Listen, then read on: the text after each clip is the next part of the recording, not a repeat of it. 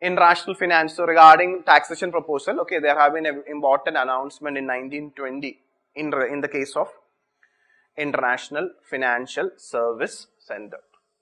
Okay, because budget 1920 have made many tax provisions in order to promote the entities to be set up in the International Financial Center. They can either ask a question on concept on International Financial Service Center, or they can ask a question related with what are the major changes being announced in the budget 1920. Okay, so regarding international, what is the budget announcement? Okay, so there have been direct tax incentives. Okay, direct tax incentives have been proposed. Direct tax incentives have been proposed for an International Financial Service Center.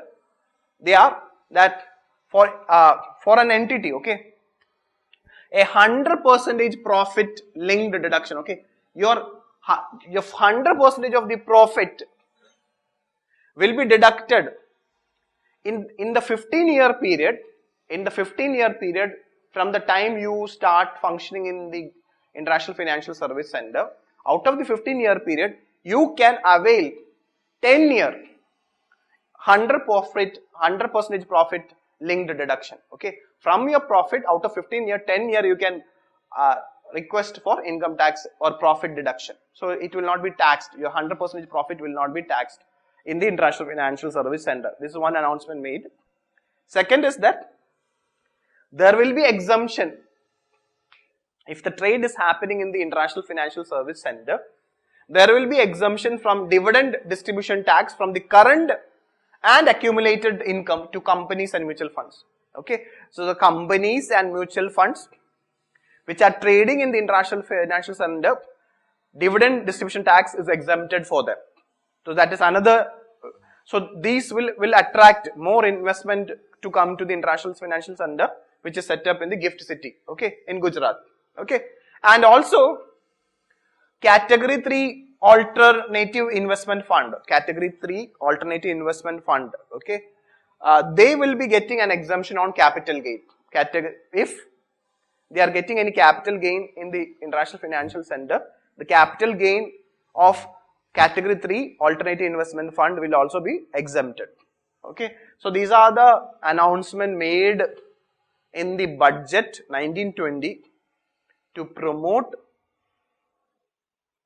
or to attract more investment and more trading in the International Financial Center, which was set up recently by the government in the GIFT City. Okay, so regarding India's International Financial Center, Gujarat International Finance Tech City, that is GIFT City. Okay, Gujarat International Finance Tech City or GIFT City is India's first International Financial Service Center. Okay, so India's first International Financial Service Center is set up in GIFT City in Gujarat.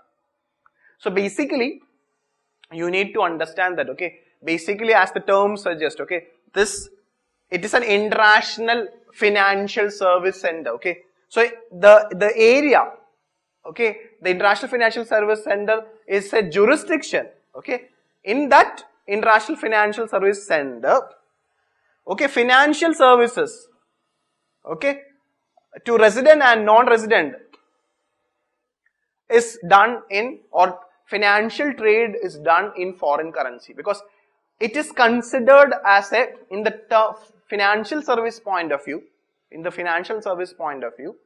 it is considered as a foreign territory. Okay, both the resident and non-resident Indian who are trading in the International Financial Center, they can trade only in foreign currency. So since it is considered as a foreign territory, many tax exemptions, there will be less regulatory rules.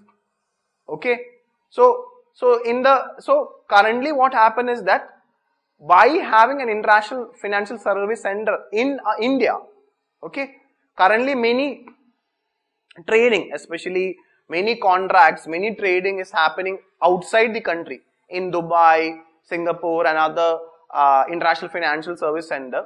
So the RBI, SEBI and other capital market regulator, RBI, government want to bring back majority of the trading being happening outside these, outside our country.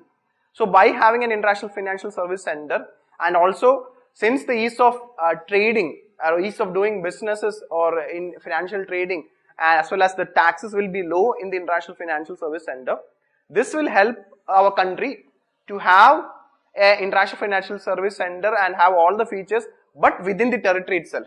But from the trading point of view, or from the financial services point of view, it is considered as a foreign territory. That's why it is a jurisdiction where financial services will be provided in foreign currency only. Okay, so that is regarding International Financial Center. So regarding International Financial, they will cater to customers outside the jurisdiction of the domestic. See, the jurisdiction of domestic economy will not be applicable in the case of International Financial Center. In such centers, there will be greater flow of finance. Okay, flow of finance, financial products, and services across borders will happen. So foreign portfolio investors and other people will find it easy to trade in an International Financial Service Center compared to other domestic in the domestic economy, like the National Stock Exchange or Bombay Stock Exchange, etc. Okay, so International Financial Service Center will be having all the financial, banking, insurance, trading, stock market, etc. Everything will be there. Okay, so the most leading international financial centers are London, New York, Singapore, etc. As well as emerging international financial centers are Shanghai, Dubai, etc. So we are also trying to develop GIFT City, okay, as India's International Financial Center, and there is also a proposal to have a International Financial Center in Mumbai. So maybe in Mumbai also we'll be having in future 2 International Financial Service Center. Okay, so anyway, because of this and budget announcement, you can get a question from International Financial Service Center.